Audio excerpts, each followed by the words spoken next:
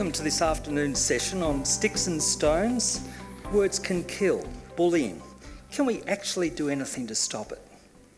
We're very fortunate to have two people here to address this, Everett and Margaret Hepworth. And these are two people who are really committed to making a difference in practical ways at a societal level. And that will come across today.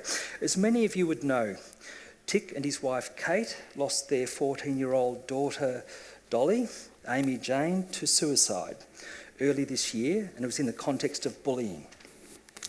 They've inspiringly gone on to start the Dolly's Dream Foundation, and this is designed to help the community, help educate the community about the impact of bullying on young people and their families. They're doing what they can to see that other people are spared from their experience. Then, Margaret Hepworth is an English and humanities teacher with over 30 years' experience and author of several books, including The Gandhi Experiment, teaching our teenagers how to become global citizens. And you'll get a real sense of how Margaret does that, some of the things that she talks about today, as well as maybe even a brief exercise at one stage. And Margaret has done a lot of innovative and leading work in peace and values education for students, teachers and others in many countries, including Australia, India, Pakistan, China, Fiji, Indonesia. And Margaret's focused on teaching non-violence as a conscious choice. She received the 2016 Sir John Monash Award for Inspirational Women's Leadership. And as you'll see, Margaret doesn't need unleashing.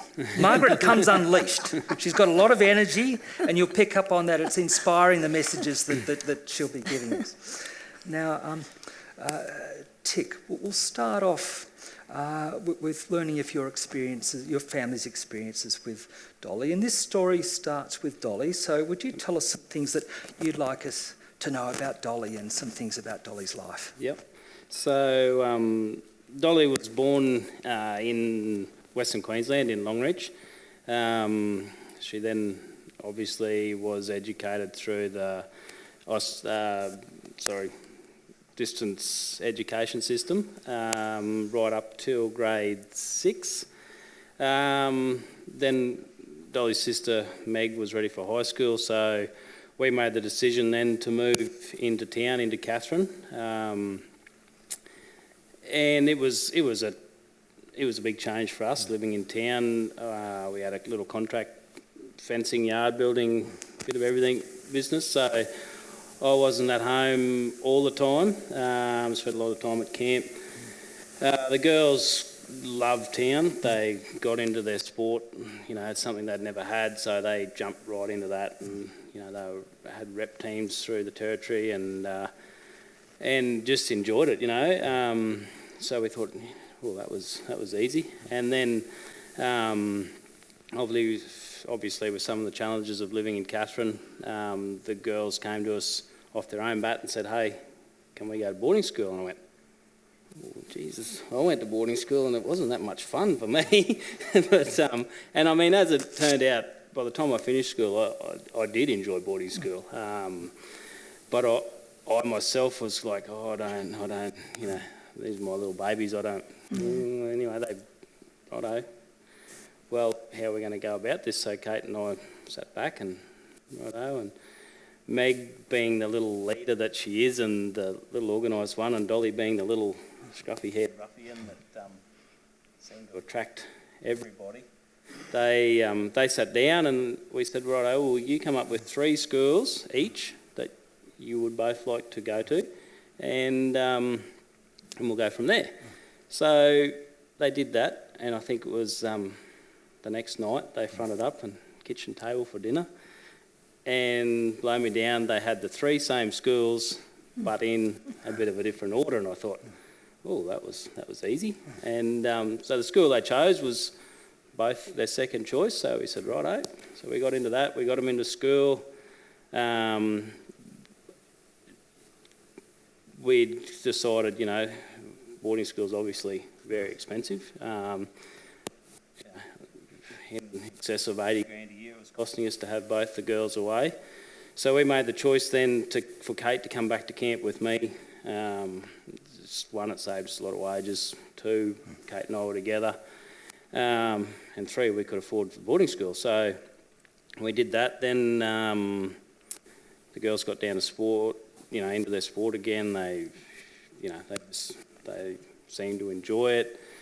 And we thought, this is good. But obviously, little bush kids, yes, they'd been in town for 12 months, but the rural community of Katherine was a lot different to, obviously, a more metropolitan sort of a environment. So it took a bit of adjusting, and Dolly was Dolly. There was no, you couldn't bend her. She was Dolly. She had big hair. She was, she didn't care what. Well, this is what hindsight. We didn't think she cared what anybody thought of.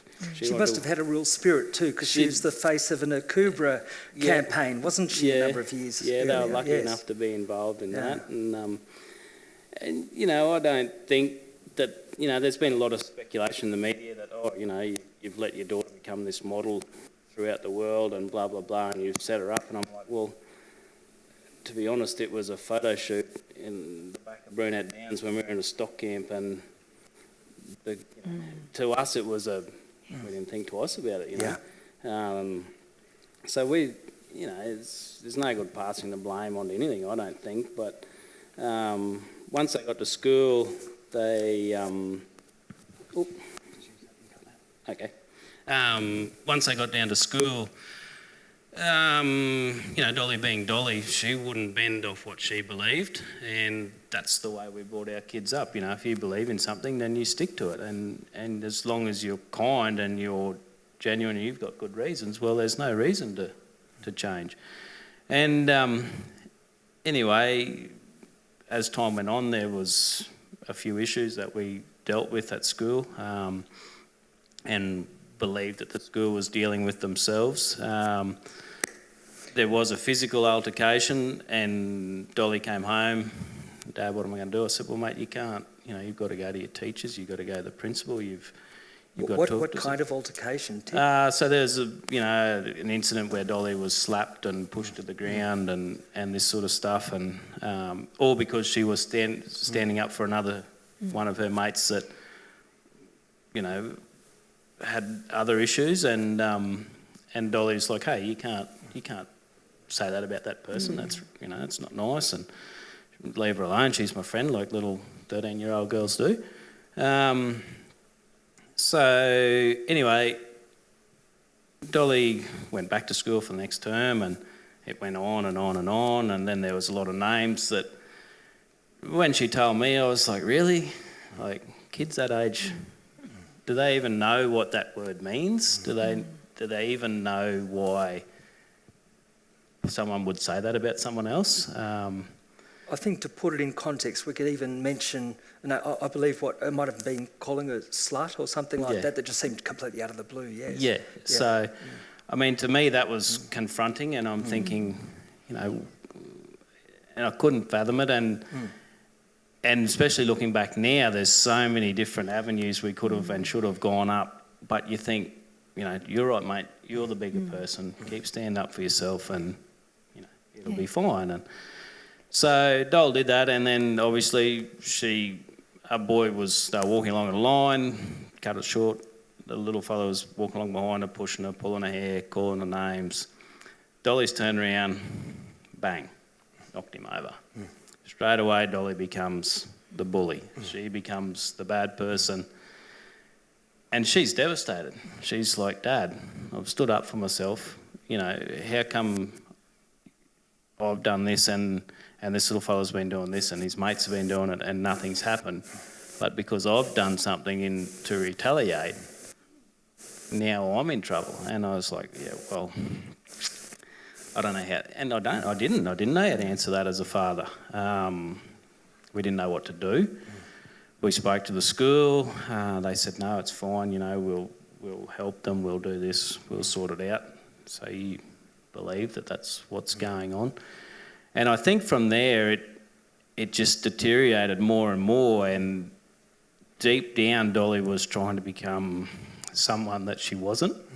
Well, I think one thing that strikes me to this point, Tick, this could be any number of families. Absolutely. Couldn't it? The things that you're describing, Absolutely. many families would have Yeah. experienced something similar. Absolutely, and I think a lot of families do experience it, and a lot of families go through it, but they don't know they're going through it. So, But then there are other differences that you started to notice in Dolly. yeah, you know, she did start to become, and I mean, it didn't really appear to us or to appear to me at the time, but, and I mean, I talked to a couple of people, and they're like, mate, they're teenagers. Yeah. They change, they chop, they're this, they're that, they're something else next week, and I just kept going along with that, thinking, oh, fair enough. How am I going to know? I'm only a young dad, you know.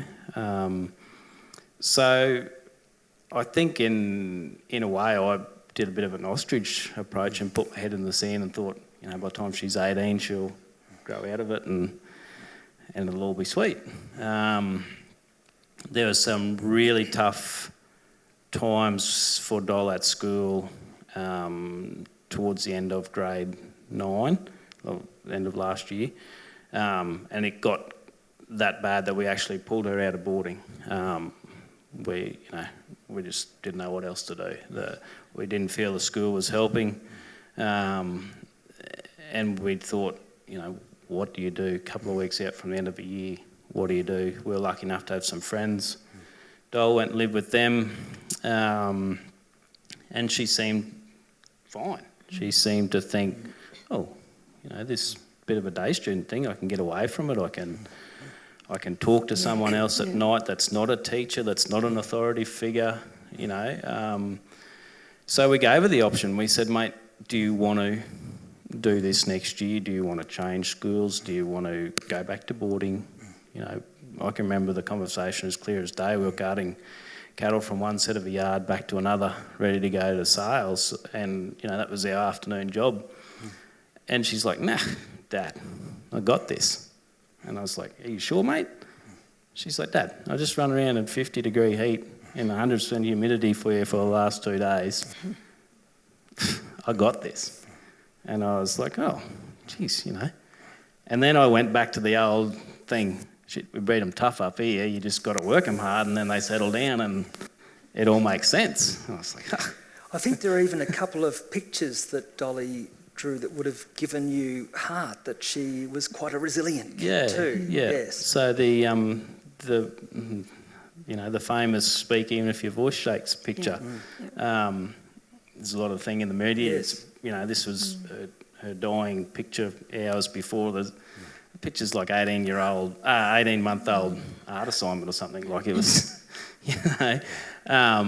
And I came home from work one night and she had it there and I went, oh, that's an amazing drawing. Can you say again what it said, the picture? Speak even if your voice shakes. Yeah. And I thought, you know, being a bull-fed dad, I went, oh, yeah, good mate. And what's that mean? She said, oh, you know, a little mate of mine at school's having a bit of trouble and, you know, this is my way of... And Dolly was a little arty person. She loved art and music and she's a little bit alternate and didn't mind if her hair didn't get a bath for a day or two. But... you know, that's what we loved her for. And I thought, geez. And I was, you know, looking back now, I think, geez, that was odd. The next day I came back from work and here's a beautiful black and white sketch of a Brahman cow with a calf. Yes. And I thought, gee, she is just talented. She's just, that's what she likes doing. So, forgot about it. Completely and utterly forgot about As a psychologist, you'd often think that's a healthy picture representing new life and hope. Yes. Yeah, and so I mean, I think,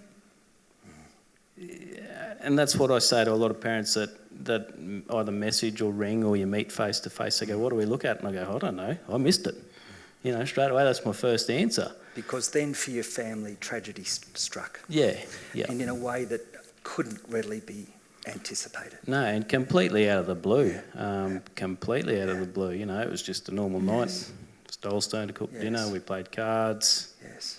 And And sadly, there are quite a number of situations where it seems that there's no stark or obvious lead up. And so what's striking here is what you and Kate are looking to do, to look to see that others are less likely to have that kind of devastating experience. And so this led you to set up the charity, Absolutely. Dolly's Foundation. So tell us about that. Tell us a little bit about how you decided to create the charity and how you went about it. Straight away we thought, wow, what just happened? How did this happen? How did we get here? What can we do as humans to help the next person? That was sort of my, I just thought, geez, if this happened to me, it's going to happen to someone else. Unbeknownst to me, there's this whole, I don't know whether you'd call it an epidemic, I don't know, but there's a whole thing going on that I was completely unaware that there was even an issue with youth suicide or mental illness, whatever you want to call it.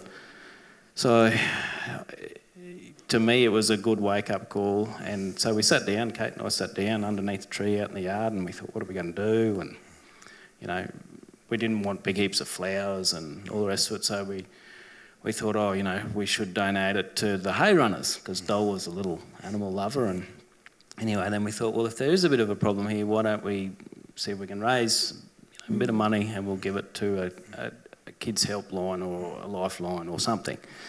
So that's what we set out to do at the start, and next minute, it's grown, hasn't it? And kept on growing, yes. So from there, we sat back again and we thought, well, wow, now we've got a fair bit of public interest and a lot of money coming in and a lot of support from a lot of different people. How are we going to use this money to the best of our ability? And straight away, people and friends said, you've got to get some programs, you've got to build some programs, you've got to get them into schools, you've got to get them into communities, you've got to get them in sporting groups. And we're like, oh yeah, right, cool. And then you start looking at how much that costs, and we went, wow. And we were lucky enough to meet Malcolm Turnbull not long after it, and I was excited, and I was like, we can do this. And he said, mate, you get that. And he was good. He brought me back to ground zero. He said, yeah, that costs a lot of money. He said, why don't you try and find something that's already there? And I thought, yeah, great. So we did. We went back. We researched. We looked. We were lucky enough to get an introduction through a Cobra to the Alana Madeline Foundation, which is it's an amazing charity with, as it turns out, exactly the same morals, views, and living goals. with a charity that started off again with tragedy. Of, a parent losing. Absolutely. Partner and daughters, yeah. So from there, we've just we've been so lucky with the support, one from Alana and Madeline family, but two from Australia, regional Australia, massive droughts, terrible sheep prices, wool prices, cattle prices, but the giving from rural Australia has just been amazing. So a couple of things here too. You have some brochures and some written material here that people can pick up at the end. It's on a chair over there that describes some of the programs that Dolly's Foundation is involved with, and there's I think a program called ESmart is one of them. So that relates to bullying on social media. So that's a school-based program. Yes. In our opinion, it's the best. That's why we've backed it. So basically, it goes into a school. So a person goes to that school, they deliver the program.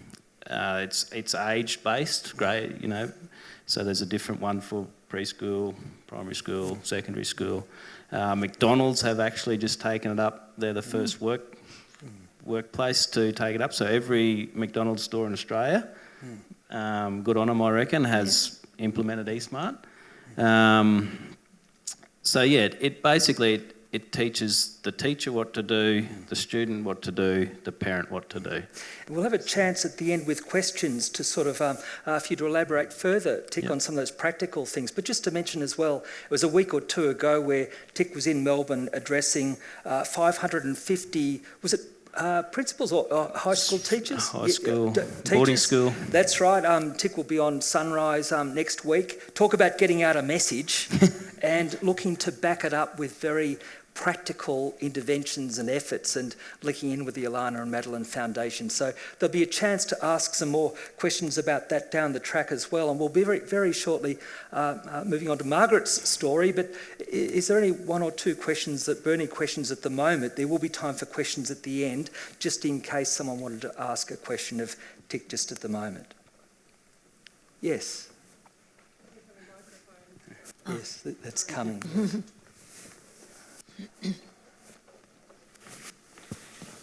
Tick, thank you so much for this. It's very moving hearing you speak. I have young children myself. This terrifies me. Yep. You say people come to you and ask, what should we be looking for? And you say, I don't know, I missed it. Yep.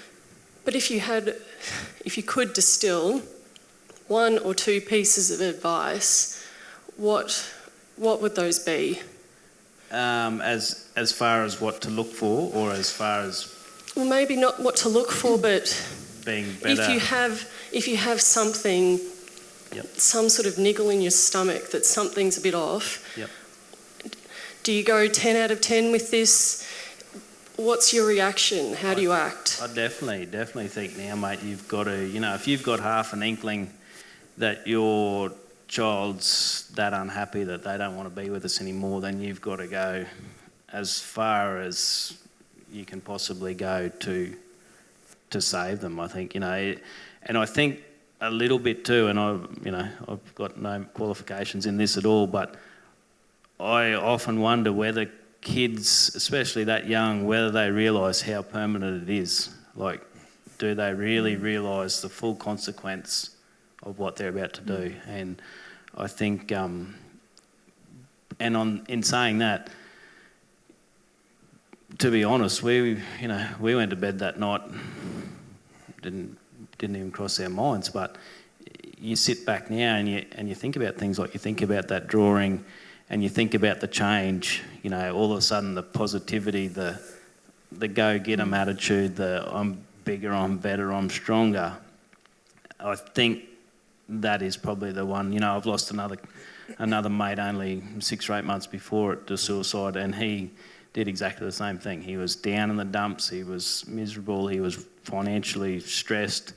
Then 2 weeks later, when he came to do a job for me, he was old mate again. I was like, hey, and then, bugging me dead the next day, he was no longer with us. So to me, that is one thing that keeps popping up in my mind. If they are sad, if they are down, and then all of a sudden they change and they're happy, I don't want to terrify anyone by saying that, but if there's something that, if you want to know what I think, then I think if there's that massive big mood change, then definitely, mate, you've got to ask the question. You've got to go and get some professional help and definitely follow it through. Just to briefly mention, sadly, a few months ago, very close friends of ours lost a young adult son. He was 20 years of age, lost him to suicide. Very popular, capable boy, was going very well at uni in many ways. The signs were relatively subtle, quite subtle, and only seem bigger in retrospect. So one thing about Unleash the Beast and these kind of conversations, it's looking that society-wide people are more ready to talk about issues like this, reducing stigma and all the rest of it. So that's having an impact at that level. And thank you very much, Tick.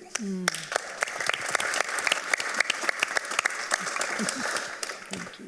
And now, Margaret, you look to engage young people and teachers, but young people from many different countries, East and West. And how do you engage young people in discussing the issue of bullying? Like, what's in it for them? Yeah. I'm going to begin by saying thank you, because I'm deeply moved, and the courage, right, to come up and share, enormous. So my role, I've been in teaching for 30 years, and really I began asking myself a lot of questions. I was deputy principal at a school in Melbourne, and began asking myself a lot of really deep questions. And these were along the lines of, we say we're teaching kindness and caring and sharing and empathy and all these great things. And, you would, similar to what you're talking about and where that should take us. But when we look out into the big wide world, what are we seeing? And when our kids look out into the big wide world, I'll tell you what they tell me they're seeing because I ask them.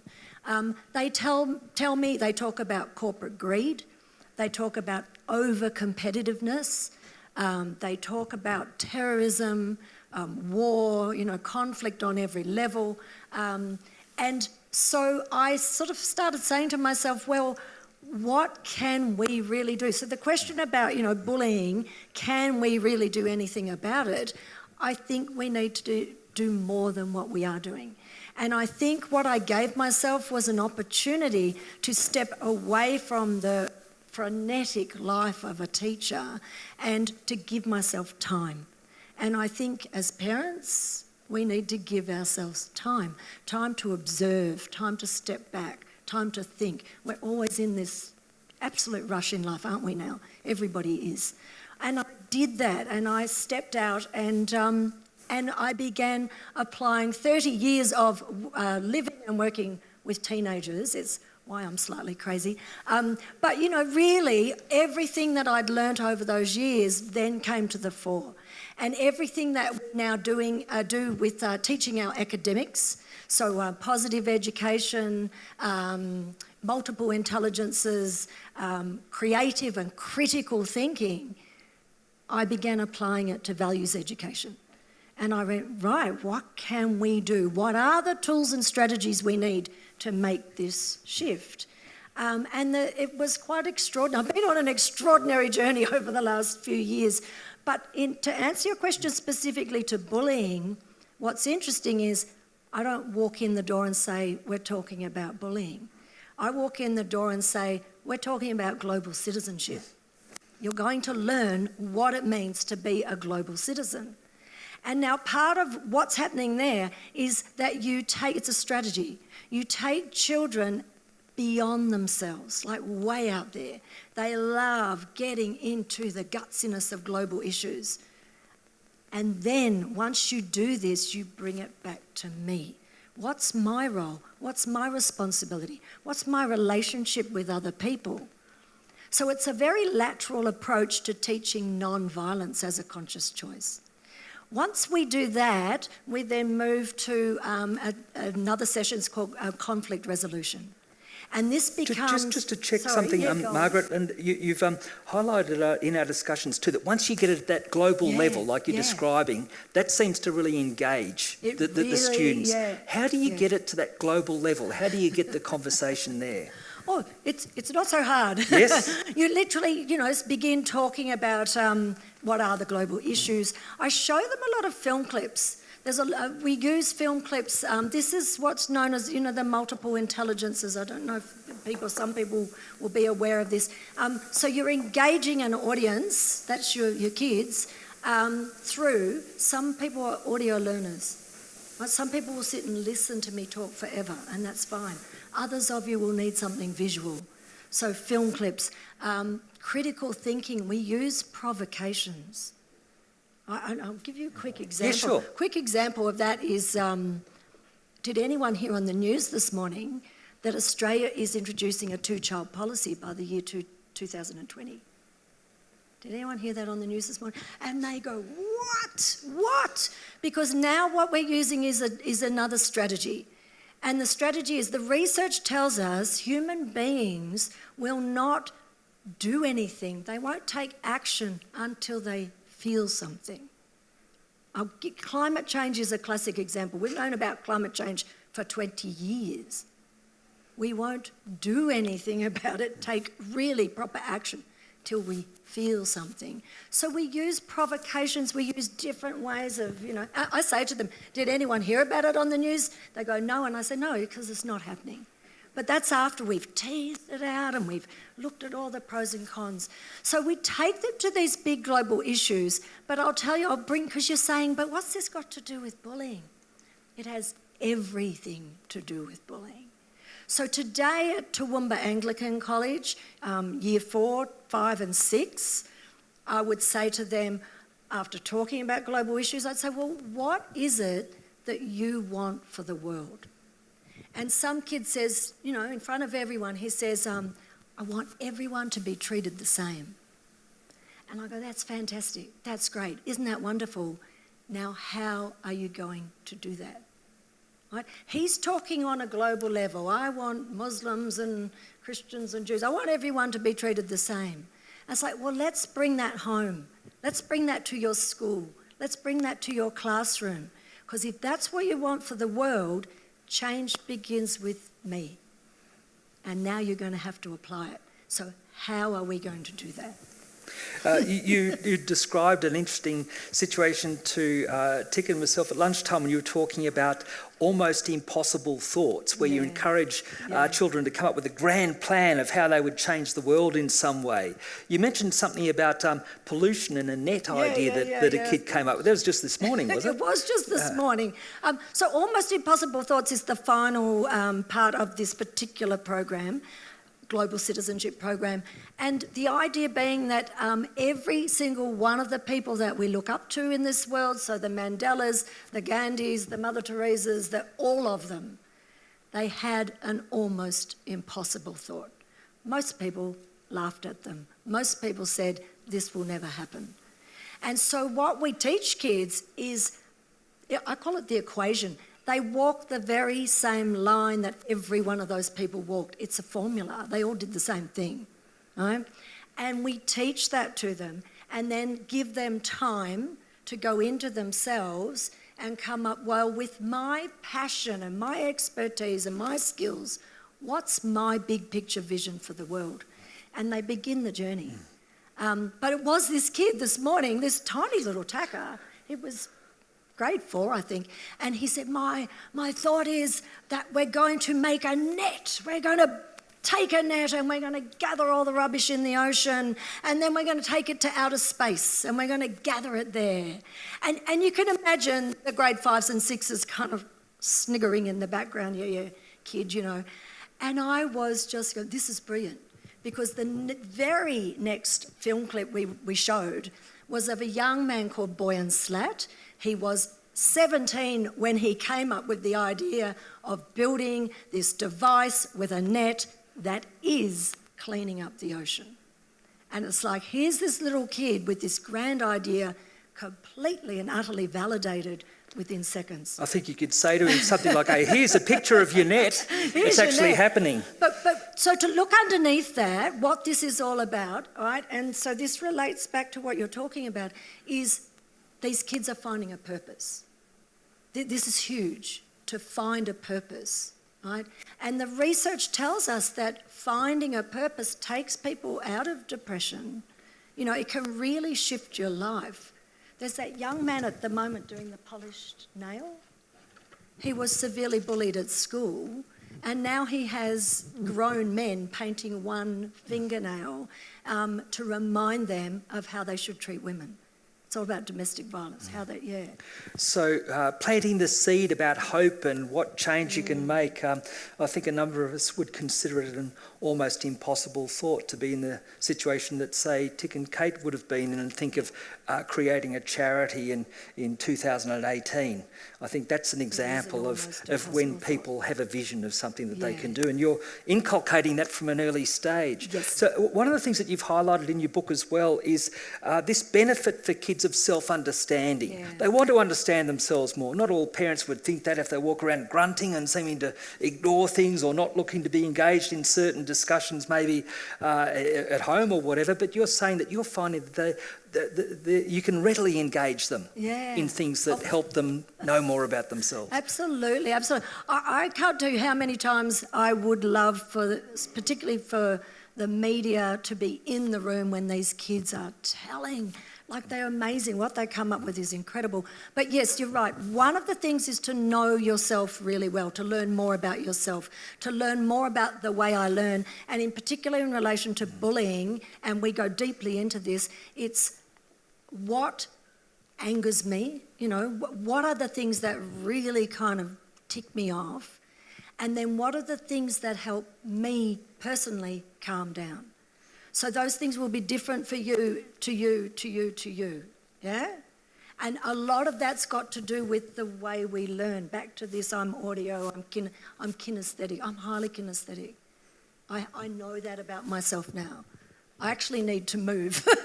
I need to move, I need to hold things. I know this about myself now, yeah? So we teach kids to learn more about themselves, but in particular in relation to bullying, we teach them what are the things that will come when you're so angry, and you are really ready to hit someone, kick someone, yell at someone, or send a message. How do you personally calm yourself down? Now, if you know that before it happens, isn't that an amazing tool to draw on? Yeah. I'm going to ask you to describe an example of that in this context. Many years ago, we ran many anger management groups. These were early ones in the late 80s, and we would typically have about half a dozen men in each group, many of whom had criminal records, certainly violent histories. You'd start off to assess their anger problems. You'd ask them, how many bones have you broken? You'd just ask it like that. They'd say, 5 arms, a couple of legs, a couple of fractured skulls or whatever, and they'd reel it off almost like some pride in a war story. Now, after 3 or 4 months of these men, if they stayed in the program, if they stayed in the weekly program, the other things that we had around it, by the end of it, we asked, okay, what's different? They'd say, now, before we act in an aggressive way, we've got about 1 second to make a decision on whether we decide to hit or not or lash out, and at least 9 times out of 10, that's enough to think it's not worth it. Now, that's the way that they summed it up, those who followed through the program and did well. You're working on this 1 or 2 second period with kids. Yeah. If you can describe how you do that, I think it's fascinating, very practical. Yes. Can I be really mean and go and do it? Sure, literally? Absolutely. Is that all right? Yes, I'm going to hang on. I'm going to have to carry that with me. I know. We call it the crucial 2 seconds. Right. And it's actually, it's quicker than 2 seconds, but it's just a nice way to say it for kids to remember. So we might have shown them a film. So there's a wonderful little video clip, you can look it up. It's called You Poked My Heart. And this is 3 or 4-year-olds, they're Americans with these little American voices, and they're arguing over if it's sprinkling or it's raining. And because they cannot articulate, it comes to this poke. And the little boy goes, you poked my heart, right? And every kid in the room just melts. I've never seen an adult that hasn't melted at this film. But so, first of all, what are we doing? We're taking them away from themselves. We haven't just walked in and say, we're going to talk about this bullying. We've taken them away from themselves to another situation that together we can all analyse what's happening between these children. And we see that the moment that the kid is poked is the moment when there's a peacemaker in between them. Stop. You say you're sorry. But when she can't resolve the argument, she steps to one side. There's a body of people now and one little boy left on his own. Do you get it? This is human behaviour. And now in this kid's head, I have the right, the chance, the opportunity to do this, to become physical, and my tribe will support me. Do you get it? We've taken them beyond themselves, we're bringing them back to themselves, we're bringing them back to very real schoolyard situations. Yeah? And then we move beyond that to a whole nother level. So the biggest thing we're trying to teach these kids actually is root cause of anger, root cause of violence. And they get it. If you teach it in a particular way, they really do start to understand this. So can I use you as an example? So even today, this morning, I'm towering over this little kid and going, right, if I'm really so angry, I'm going to yell and scream, and you have really wronged me. I have every justifiable right now to scream and yell at you. Yeah? We all know that situation. I feel justified. The question is, how do I stop myself? Now, initially the kids will tell you, they'll say, you breathe, 10 deep breaths. We go into why. It's always about why. There's never just one answer. You have to delve into the why. What does breathing do? It gives you oxygen. It oxygenates your brain. It gives you time for the message to run from the amygdala here to the frontal lobes. Calm yourself down, rational. Drink water. Why? Water dilutes stress hormones. You see, if they know that, they're more likely to do it. Then they'll tell you a range of things. This is where learning about myself. I need to go and play sport. I need to bounce the basketball. I need to go and lie down. I need to talk to my mother, because that's the kind of learner that I am. So once we get to that point, we go, fantastic, we're learning something, but when I'm so angry and I've crossed the line, I actually can't do any of those things, right? I'm going to tip. Sorry about this. Do you get it? This is where the crucial 2 seconds come in. Now, what they need to do is learn their own trigger, and it has to be learnt before this even happens. A trigger that is going to stop me from doing this. And so that's what we talked about today. All these kids came up with their own trigger, their own thing that they're going to have deeply implanted in themselves to stop this. But it's not just this, it's the cyberbullying. So the very same thing applies to, I've written that email, I've written that Facebook, I've written it, that Facebook post, or I've taken a photo of myself. Now, we talk about this with teenagers. I've taken that photo of myself because he kept asking me and asking me and asking me to do it. And I finally took it. What's the crucial 2 seconds? It's not about not taking the photo. The crucial 2 seconds is not to press send. So you've got to have this key implanted to not push the send button. It's pretty deep learning, but it's surprising. It's pretty amazing. I had a kid say to me today, I was telling you, this one boy, he was talking about climate change and pollution, and he said, this was a Year 5 student, he said, if we can learn why we do these things, then we'll start, things will start to change. And I was like, you are what, 11 years old? That's crazy. It's fantastic. And that's the thing, Margaret, it's beyond information, isn't it? It's looking to help people have the experience that they can choose something different, and recognising it comes down to that 2 seconds. Who knows, the idea might spread to people on radio before they say something into the microphone, as has come up as a big theme in the last week. It's true. It's as relevant to adults as it is to kids. Actually, do you have any thoughts about that, like some of the modelling that kids are exposed to? And there was that example, of course, with Alan Jones during the week, but we could also say federal parliament, often in question time. Do you have any thoughts or comments on some of the models that children are exposed to?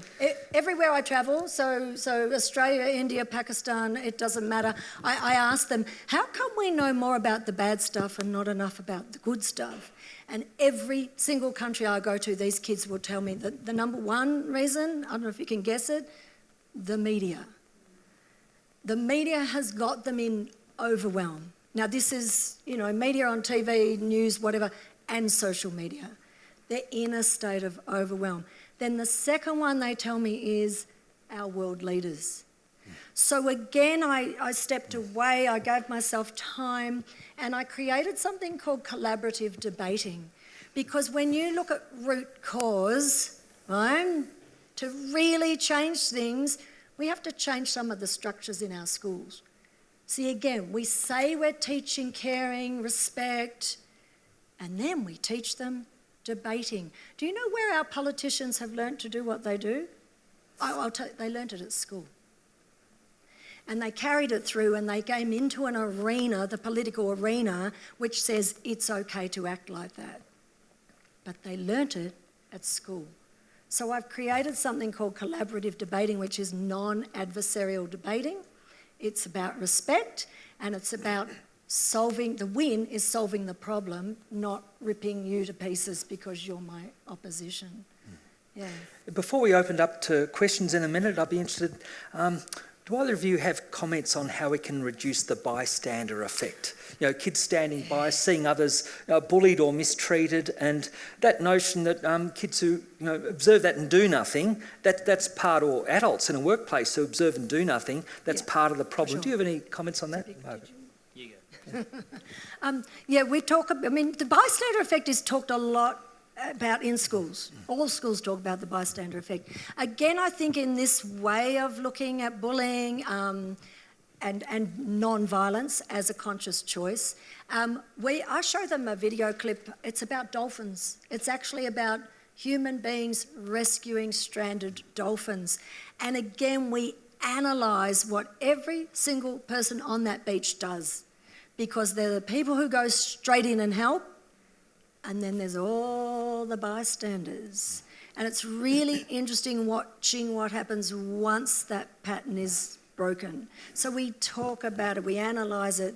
One thing that comes out of that video clip is one of the best sayings, the most impactful sayings.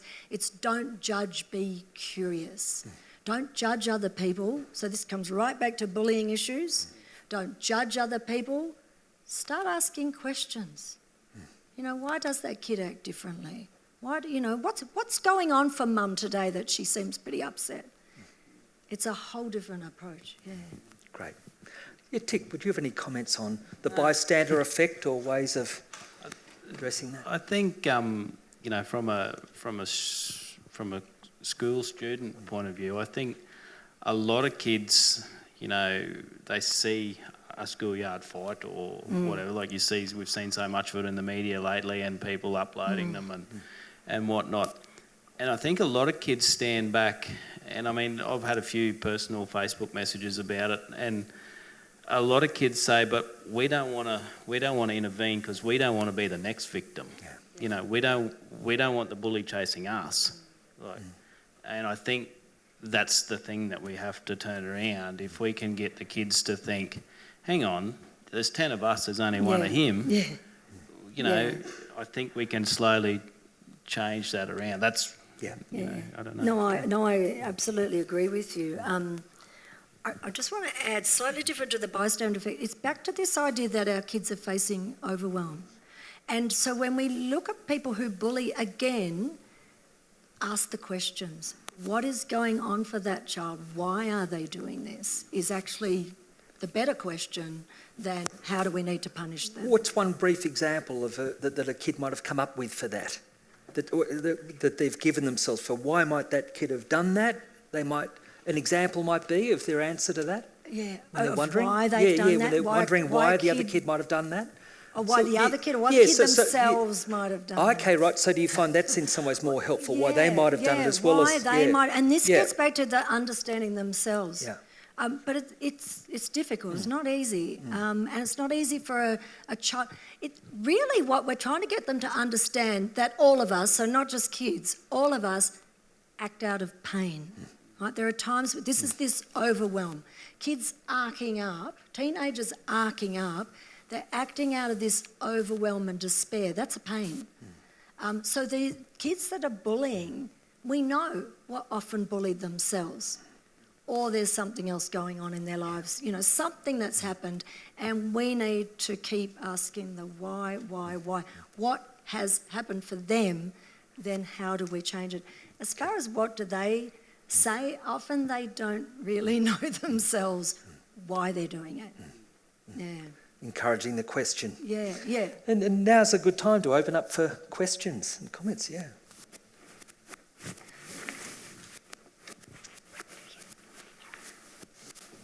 Thank you. I'm just wondering, you're talking about older children over 10 and 11 bullying. I have a daughter who's being bullied now in year 3, and year 2 she was bullied as well. What education and coping techniques can you offer for that? Did you want to say? I have worked with year 3 students, so they're sort of 9, 10 years old, 8, 9, 10. So I've worked as young as having said that, I've worked with prep all the way through, like something called Living in Peace, which again is a lateral approach. But this is more direct, like more really opening up about bullying. So this was with a group of girls, all girls. The boys had been taken by 2 male teachers, right? And it was very specifically about respectful relationships, you know, all different tools and strategies, how we deal with this. When we looked at it, the boys were the ones known by the teachers to be the naughty kids. They were always arcing up. But when we examined it a bit more deeply, the girls were the ones doing the isolating, exclusion, the bitchiness, the gossip, the stuff that really, really hurts. It digs deep. And what we discovered, that even on the day we were running this program, a child walked out to lunch and came back sitting there so forlorn, because literally on the day we're learning this, her group had done that to her, right? And as teachers, we're left going, oh, come on, you know, what's going on? So what we did was went, right, shut all the doors, and we went, right, we're all in the secret women's huddle. Or, you know, come on in. And we huddled together and we went, right, let's talk about this. And we addressed it, absolutely, not about her, but we absolutely, openly, directly addressed this idea of why girls do this to other girls. So opened up a conversation, yeah? I'm not saying there's no magic solution, but it's the beginning. Sorry? If only it was that easy. If only it was that easy. But recognising that kids do have some interest in self-understanding as well, Yeah, if there's a way of reaching them on that. Yes, is there yes, another question there. Firstly, I'd like to say thank you very much for your time today, both of you. Margaret, I'm an ex-teacher and I'm fascinated with your program. How are you getting that out to schools? Have you written a program to induct schools, teachers? How can this be? How can all of our children benefit from this? That's the literally $1 million question. We were talking, weren't we, about funding. It's kind of crazy. I go into schools across Melbourne, so they will ask me in. I also work with a lot of groups, African community groups, White Lion, they work with youth at risk, so those kind of groups as well. And I've struggled with this. Funding is crucial to these kind of programs. Trying to find it, it's really hard work. It just absolutely shocks the living daylights out of me when I hear on the, on big news item that the Han Solo's Star Wars jacket was, sold for $450,000, but programs like this won't get funding. Yeah. So what I did, to answer, that's why I wrote this book. So I know right now there are people in Pakistan. There are people in Ila Gandhi, who is Gandhi's granddaughter, has this book in South Africa now. Someone in Nagaland, a young man in Nagaland is using, there's a chapter in here, it's called The Best Forgiveness Roleplay Ever. It has never failed. It's the most lateral form of forgiveness I've ever heard of. Teachers can buy it, use it within a classroom. It's remarkable. I read it the other day, but someone who's done the wrong thing, they get in the centre of people like in their village or group, and everyone else says all the good things they know about this person. Really motivates the person to look at the best in themselves. A remarkable example. It's based on the Babemba tribe of Southern Africa. There's probably just time. Sorry, there's probably just time just for one more question, if there is one. Yes.